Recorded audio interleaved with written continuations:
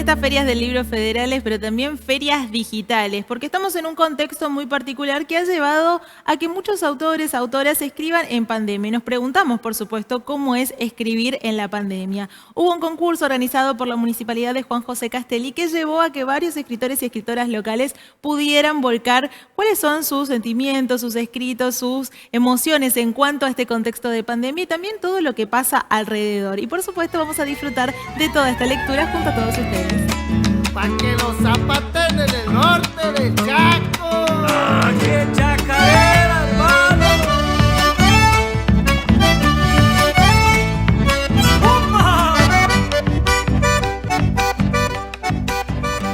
Bienvenidos. En el marco de la Feria Virtual Digital de Juan José Castelli, les agradecemos que se encuentren del otro lado de la pantalla para acompañarnos en la presentación del libro Escribir en tiempos de pandemia. Este libro es producto de un concurso homónimo que se llevó adelante entre los meses de mayo y julio. Se presentaron 16 trabajos. Está destinado a estudiantes secundarios de entre 12 y 18 años. Hubo dos categorías, la categoría A de 12 a 15 y la categoría B de 16 a 18 años. Este concurso estuvo organizado por la Secretaría de Cultura y Turismo y la Subsecretaría de Ceremonial y Protocolo de la Municipalidad de Juan José Castelli. El mismo fue evaluado por el profesor Walter Benítez, por el escritor Miguel Ángel Vidaurre y por quien les habla, Silvia Andorno. Los arreglos y compaginación del libro estuvieron a cargo de Miguel Ángel Vidaurre y la tapa, diseño, reverso y anverso estuvo a cargo de uno de los premiados, de los estudiantes premiados en este concurso, Francisco Aguirre Duringer. Antes de comenzar con la lectura de los cuentos, con la ronda de lectura, le vamos a pedir a nuestro señor intendente, el profesor Pío Oscar Sander, que nos deje su mensaje. Escribir en tiempos de pandemia.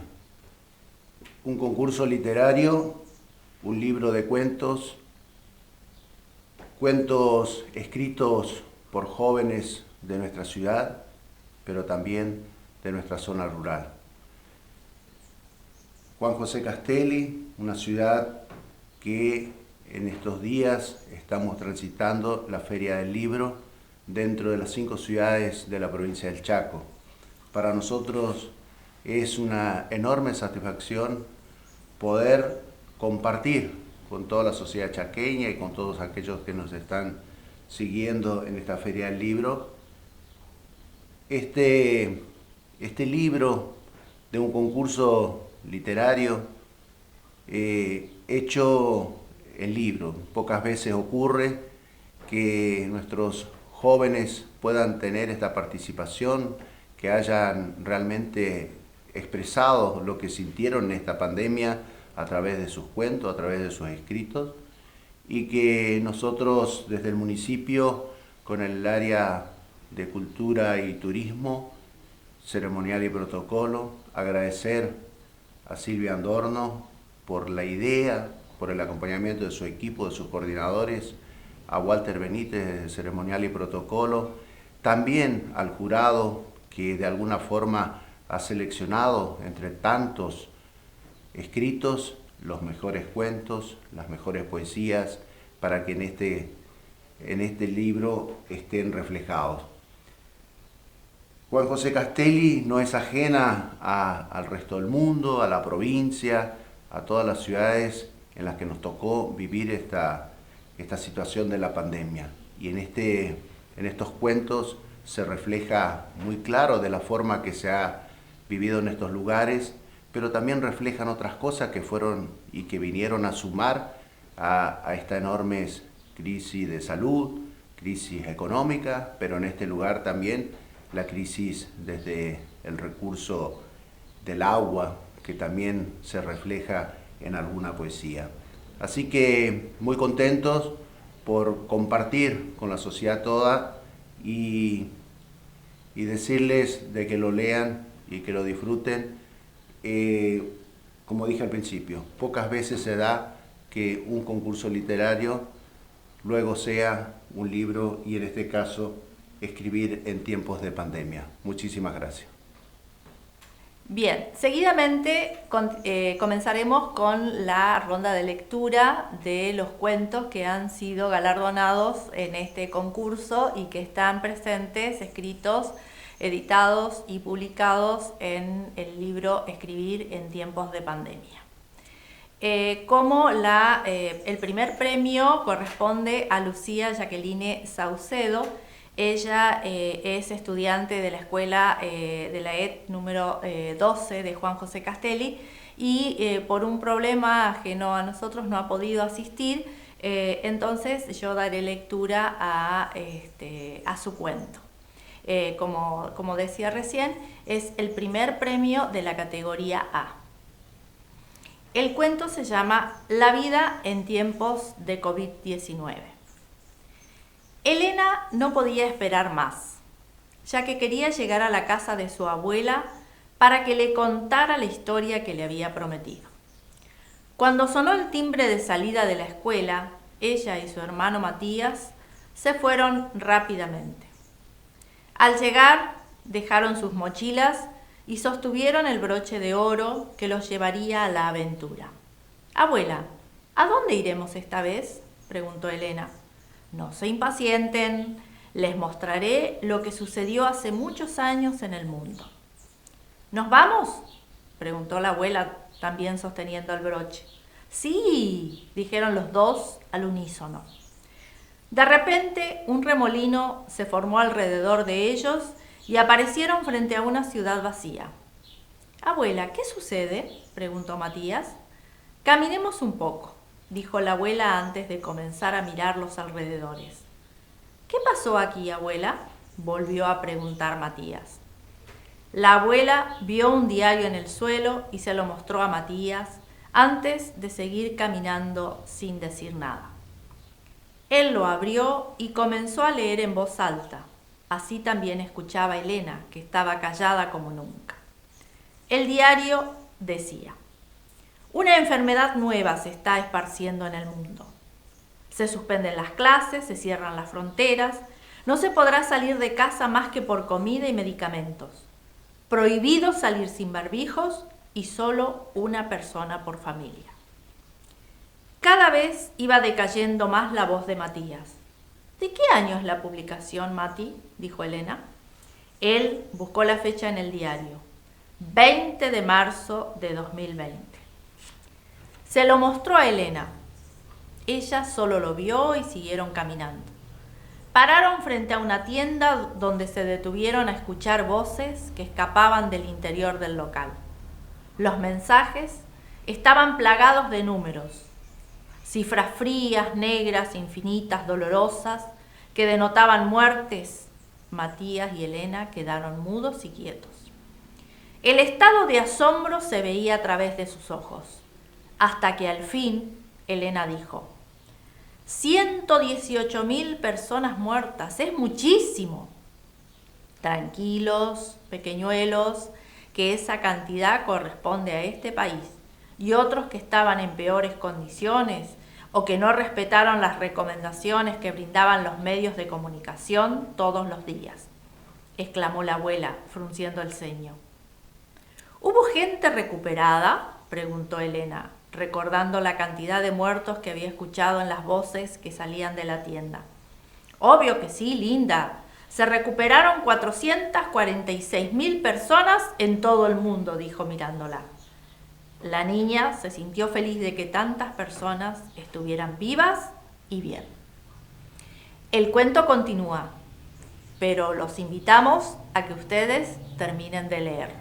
Seguidamente vamos a invitar a Francisco Aguirre Duringer, quien ha ganado el segundo premio de la categoría A con su cuento Todo salió mal. También invitamos a Francisco que nos cuente un poco cómo se fue gestando su obra y su relación con la escritura. Al escribir el cuento me inspiré obviamente en la situación que estamos viviendo últimamente. Hice un dibujo relacionado a la pandemia y los diversos casos que hay en el mundo de COVID-19. También lo hice inspirándome en el cuento en el que había escrito. Todo salió mal. Perdí la cuenta de cuánto tiempo llevo encerrado en esta habitación. Días, semanas, meses, tal vez pasó un año completo. No me atrevo a hablar sobre la realidad en la que estamos viviendo. Una situación que casi acaba con la humanidad. Trabajaba en instalaciones científicas, como siempre intentando buscar la cura para el cáncer. Ahí es donde suelen empezar los problemas, pero no fue así. Teníamos varios animales de prueba, ratas, monos y obviamente perros de toda raza. Pero esta vez queríamos ir más lejos. Varios de mis compañeros de trabajo insinuaron utilizar a un prisionero, un criminal que estaba en la cárcel, y usarlo como sujeto de pruebas. Preparábamos antídotos, vacunas, inyecciones, todo para aplicárselo a nuestra rata de laboratorio. Día tras día, aquella persona, de pasar a ser un criminal usado como prueba para curar el cáncer, pasó a ser alguien con una piel verde agua, con las venas visibles y azules, ronchas en la espalda y brazos, ojos completamente negros y con poca posibilidad de hablar. Lo teníamos encerrado en una cámara de contención para evitar una posible infección. No sabíamos si seguía con vida o si estaba despierto, pero observamos que su lengua estaba podrida, lo que significaba que no podría hablar o dar respuesta. De nosotros 6, propuse que uno entrara a la cámara con un traje antirradiación para verificar si el sujeto de pruebas estaba muerto o vivo. Lo decidiríamos con un viejo juego que hacía mi madre cuando era pequeña. El típico juego de quien saca el palo más corto sería el que entraría. La primera en sacar fue nuestra compañera Shelia. Agarró un palito largo. El siguiente fue Nao, también un palo largo. Adria, el tercero con un palo casi corto. Todavía quedábamos 3 más. Hasta ese momento ninguno entraría a la cámara. Luego fue Camille, quinta Emily. Al final me quedé con la ramita larga y ella con la corta. Así, aceptando su suerte, se puso el traje y entró en la cámara. Teníamos preparado un micrófono para hablarle o hacerle preguntas sin tener que entrar a la cámara. Emily, dinos, empecé a preguntar. ¿El sujeto de pruebas sigue consciente? Escucho que respira agitadamente, fue la respuesta que nos dio. Todo salió mal. Luego de unos minutos, a través del cristal, vimos que el cuerpo del prisionero empezó a convulsionar. En aquel momento, en un abrir y cerrar de ojos, se abalanzó sobre Emily y empezó a desgarrar su traje y arañarla, vomitándole un líquido negro encima. Tomé un hacha para incendios, entré a la cámara y aparté de un hachazo al prisionero infectado. Rápidamente la llevamos al hospital esperando a que la curaran, pero no fue así. Para explicarlo más rápido, fue algo así. El sujeto de pruebas arañó a Emily. Ella por lo visto fue infectada y empezó a tener los mismos síntomas. Empezó a toser a los médicos que la asistían. Salió corriendo de la sala de primeros auxilios, tosiendo y vomitando por los pasillos. Desesperanzados, no tuvimos más opción que sacrificarla. Los invitamos a que terminen de leer el cuento aquí en el libro. Escribir en tiempos de pandemia. En esta oportunidad, la profesora Lorena Epinal, profesora de la escuela en 165, paraje Pato Gómez, leerá el cuento correspondiente al tercer premio de la categoría A, que ha sido escrito por Canteros Ailén Abigail. esta alumna, esta estudiante, no ha podido participar de esta feria, pero sin embargo está presente a través de su profesora. El cuento escrito es El paquete del amor. Bueno, en primer lugar me invitaron a participar al concurso de escritura. Escribimos en épocas de pandemia, un concurso que surgió por parte del municipio y Cultura. Y siempre cuando escucho o me invitan en este tipo de situaciones innovadoras que para mí llevan al desarrollo de la inteligencia y más bien al aprendizaje significativo, trato de motivarlos. Entonces les propuse, la propuesta fue aceptada y bueno, fue un trabajo arduo por el hecho de la forma de comunicación, porque la única forma de comunicación con mis alumnos fue a través de WhatsApp, capturas y fotos nada más, no podíamos enviar ni PDF ni audios. Así que bueno, aceptaron y participaron. La respuesta fue muy grata. Yo represento en esta instancia a la Escuela del Paraje Pato Gómez, la ES 165, Paraje San Roque. Voy a leer el cuento que corresponde al tercer premio de Canteros Ailén Abigail, que hoy no pudo estar presente en esta localidad, ya que ellos viven en el campo, digamos. El cuento se llama El paquete del amor. Aunque ya no nos encontremos en esa época tan bonita del año como son las Pascuas, a continuación les voy a relatar una historia de amor totalmente fuera de lo común, nacida después de haber mandado un paquete de ayuda al corazón. Todo empezó con una caja de zapatos y una foto, con un pequeño paquete con presente para Pascuas de un adolescente de un barrio de Juan José Castelli, que solo quería compartir sus buenos deseos con algún o alguna joven de algún paraje vecino. Unas semanas antes de las Pascuas del 2020, un joven que asistía a confirmación en la parroquia central de la ciudad en la que vivía, la parroquia de Nuestra Señora del Valle, recibe como propuesta por parte de los coordinadores de catequesis enviar presente a las diferentes iglesias rurales. Como nos encontrábamos atravesando una pandemia, épocas de aislamiento y demás, las visitas o intercambio de jóvenes entre parajes no podía concretarse como en años anteriores. Es así como Augusto prepara una caja de zapatos llena de chocolate y un huevo de Pascua para enviarlo. En el dorso de la tapa pega una foto suya y escribe su nombre junto a una frase que lo caracterizaba. Envuelve su caja con un papel de regalo y la acerca a la parroquia. Milena, una jovencita de la parroquia San Roque del paraje Pato Gómez, es quien recibió su paquete. Hoy, Milena no recuerda cuántos chocolates había dentro de la caja de zapatos, solo que había una foto de un adolescente y una frase que aún conserva, y que estaba firmada por un tal Augusto. La joven guardó la foto como un tesoro.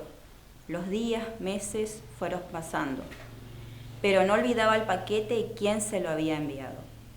Tampoco podía averiguar mucho, porque solo sus padres hacían las compras en Castelli, y ella únicamente se conectaba a las redes sociales cuando iba a la escuela.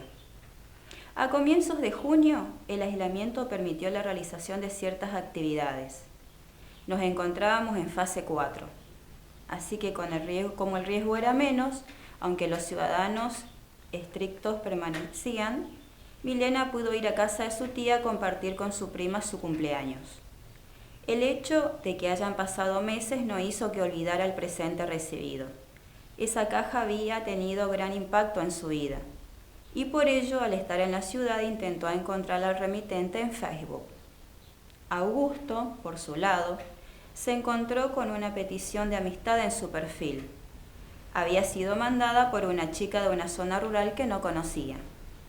Por curiosidad, él le manda un mensaje privado a través de Messenger, preguntándole si lo conocía. Siendo de que él consideraba de que el nivel económico de ambos era muy diferente, ella era humilde, lo que para él no era motivo de alejamiento.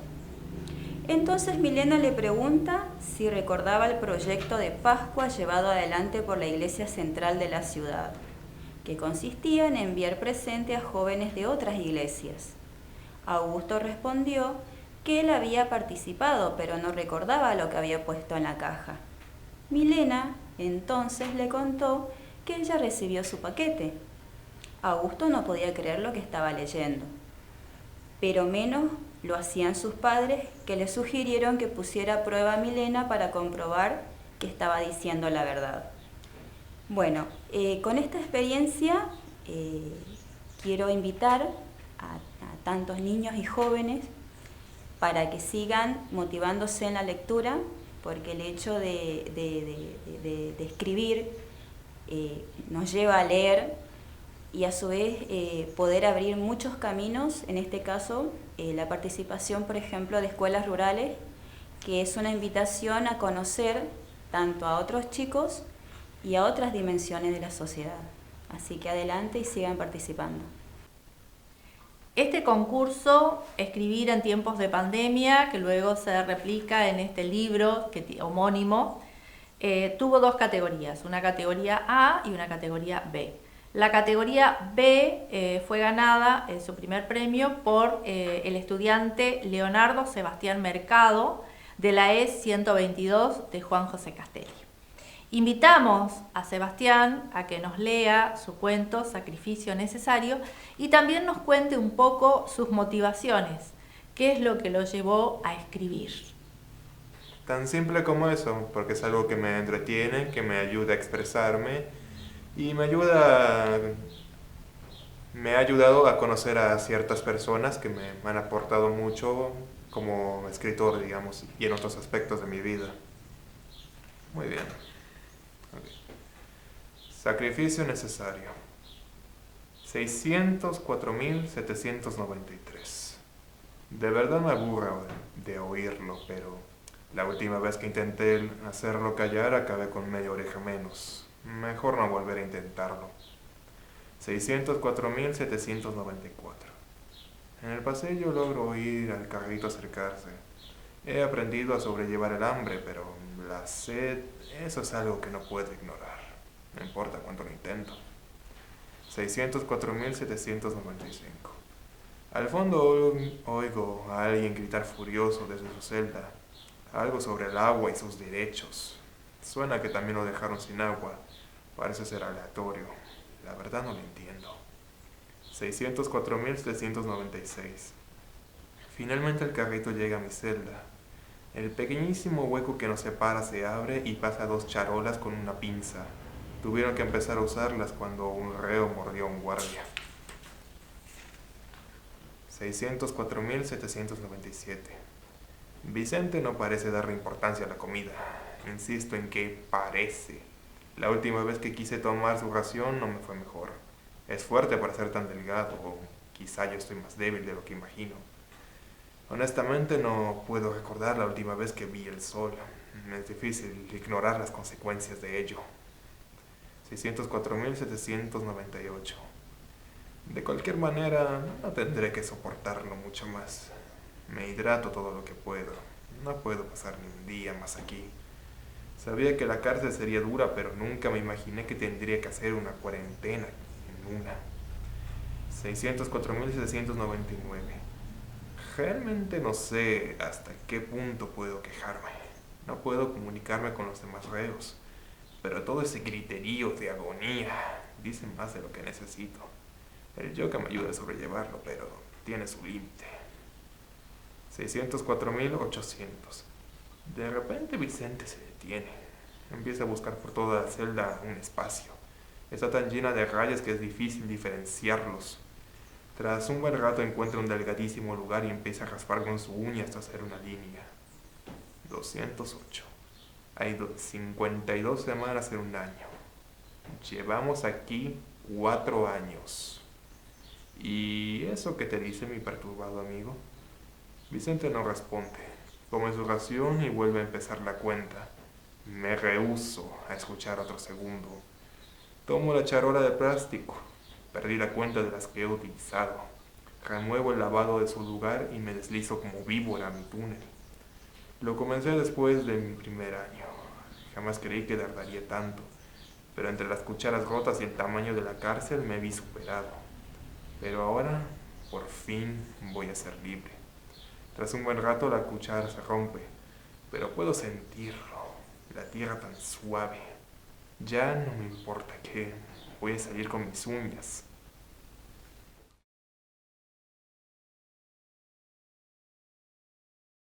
Esos números son los segundos que hay en una semana.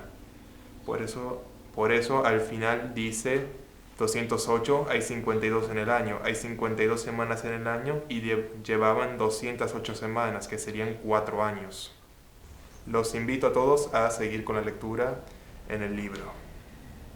El segundo premio de la categoría B correspondió a Jairo David Holgado, de la Unidad Educativa Privada número 24 del Colegio San José, de Juan José Castelli.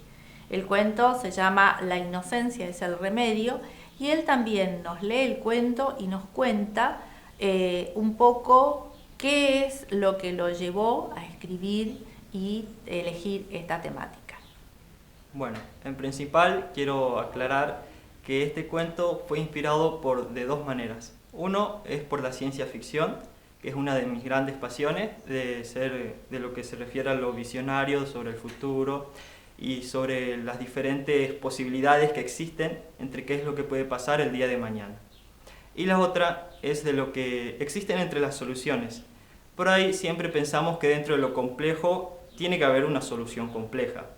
Pero en este cuento lo que quiero reflejar es que a veces no siempre tiene que ser de esa manera, sino que a veces puede haber una solución más sencilla, básica y fácil de lo que pensamos. La inocencia es el remedio. La Tierra evolucionó en una utopía donde los vehículos se desplazan en el aire mediante la imantación de sus ruedas metálicas sin contaminar el medio ambiente. Hay una gran diversidad de culturas y todas ellas conviven armoniosamente, pero siempre va perjudicados y favorecidos por las decisiones humanas.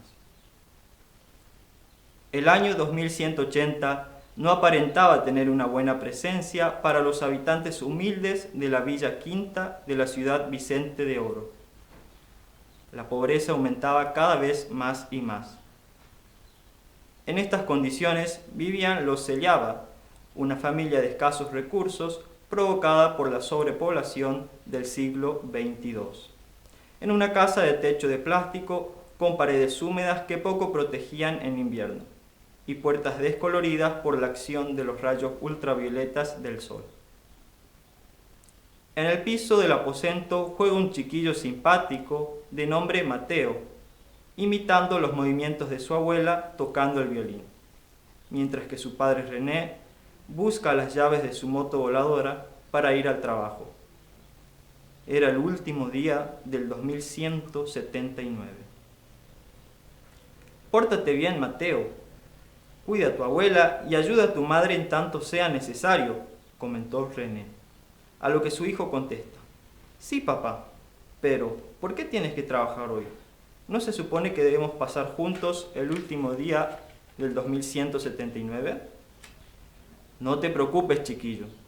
Aunque no podamos celebrar juntos este último día del año, es mejor tener comida para el que viene. De pronto, una voz distrae al pequeño Mateo en sus espaldas. Era su querida abuela. Mateo, vení, toquemos algo con el violín. Brincando ágilmente, llega hasta ella, momento que su padre aprovecha para irse. Habría sido un día agotadísimo para René.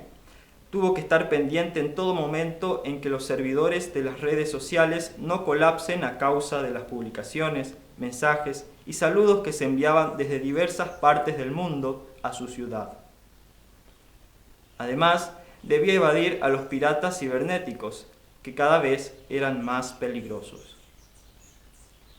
Sus ojos cansados solo querían volver a casa y consumarse en un profundo sueño, sin antes ver los rostros felices de su familia, en especial el de su hijo Mateo, quienes lo estuvieron esperando con un plato caliente de fideos sobre la mesa, para recibir juntos el 2180, a pesar de que había vuelto tarde de su trabajo. A las 7 a.m., las sirenas despertaron a todo San Vicente de Oro. No era un simulacro, tampoco una broma por el Año Nuevo, sino porque un monstruo desconocido acababa de llegar a las entradas de la ciudad.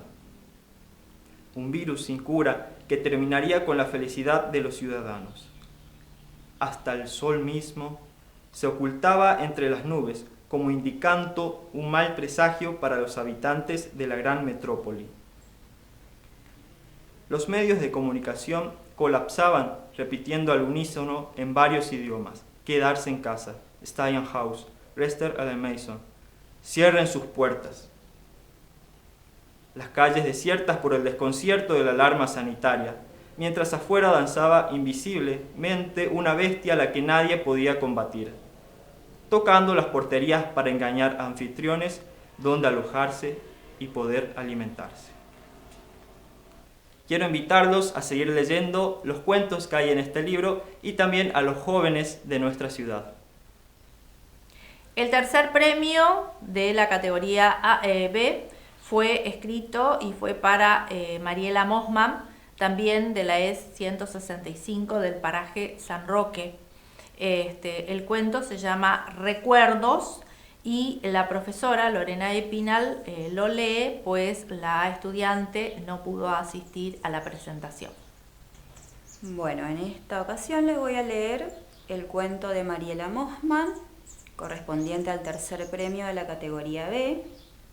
Ella es una alumna que asiste a la escuela ES 165 del paraje Pato Gómez. La escuela se denomina San Roque. El cuento se llama Recuerdos. En casa de Gastón la familia era numerosa. Estaba compuesta por 8 integrantes: su esposa Emma, sus padres y sus 4 hijos. Un día Emma se encontraba en el jardín regando sus hermosas rosas de variados colores, aunque la que más le gustaban eran las blancas, porque eran las que Gastón, su esposo, le regalaba cuando eran novios. Muy contenta regaba hasta que su hijo pequeño de 7 años la llama diciendo: «Mamá, mamá, ven a ver la televisión. Están diciendo que hay muchos muertos por una pandemia». «¿Qué es eso, mami?» «Es una enfermedad, Jonás. Dicen que afecta a todo el mundo». «¿Había pasado antes algo así, con muchos muertos, mami?» «No que yo recuerde. ¿Por qué no le preguntas a tus abuelos?» «Ya mismo lo haré». Se sentía muy asustado. Emma queda con sus ojos lagrimeando. Cuando Jonás pregunta a los abuelitos si ha existido una enfermedad como esta, el abuelo Rito le responde malhumorado: «La única peste que yo conocí fue a Tita, tu abuela». «¿Por qué dices eso, abuelo?» «Porque desde que la conocí nunca se ha retirado de mi lado», contesta él. Tita revolea su cabeza de izquierda a derecha como diciendo: «No puedo creerlo». Así pasaron unos días hasta que el presidente determina la cuarentena, porque ya había casos de la peste en el país. Al día 12 de la cuarentena, durante el almuerzo, el abuelo Rito empieza a sentirse descompuesto. Luego de estar internado 2 días, muere. Esto provocó que Tita cayera en un pozo depresivo, ya que su esposo partió para no volver nunca más. Para colmo de males, seguidamente, la abuela sufre una ACV, dejándola en silla de ruedas con medio cuerpo paralizado. Martina, su hija que vivía a 2 cuadras, venía todos los días a visitarle a las 11 de la mañana. A su cuñada esto de las visitas diarias no le caían muy bien, pero bueno, ella llegaba, entraba calladita, nunca opinaba de nada, iba y pasaba horas con su madre, a la cual le hablaba y ésta parecía una pared, sin poder decir ni entender nada. La cuarentena se iba alargando más y más, y los almuerzos, ese era el tema principal de conversación.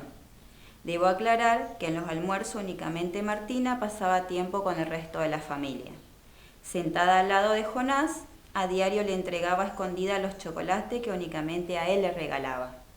Así pasaron meses, y la presencia de Martina a las 11 de la mañana era infaltable. Ante esto, Gastón reunió a su familia y armó un plan. La próxima vez que ella venga, debemos quedarnos calladitos sin hacer volar una mosca. Así Martina pensará que enfermamos de coronavirus, que nos aislaron y no vendrá más. Martina se dio cuenta de las intenciones de su familia y por ello su habitual visita dejó de serla. El tiempo transcurrió. Jonás se recibió de doctor, al igual que sus hermanos. Un día, Jonás vuelve de un viaje. En el momento en que se propone desarmar la valija, recibe un llamado de urgencia desde un geriátrico. Al llegar al mismo, una enfermera lo estaba esperando y manifiesta que una mujer que hace años se encuentra en ese lugar enloqueció. Al abrir la puerta de la habitación a la que fue conducido, toma el historial de la paciente y ve que su nombre era Martina Inés Aquino.